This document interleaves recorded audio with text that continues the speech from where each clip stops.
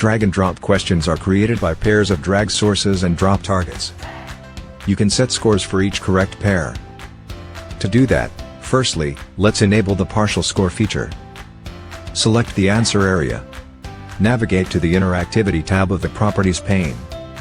Access the Score and Reporting section, select Partial from the Points drop-down list. Then, set scores for each correct pair. Select a drop target. Navigate to the Drag and Drop section.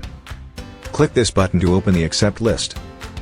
The score for each correct pair is displayed in the Points column, and equal to 1 by default. Double-click to adjust the value if you want. For example, learners get 2 points for each correct matching.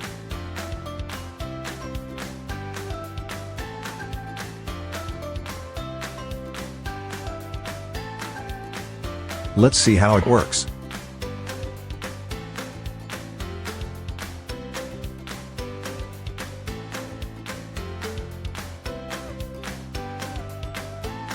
As you can see, I matched 2 pairs correctly, and got 4 points per 8 points of total. However, the question is still counted as incorrect, unless you can match all pairs correctly.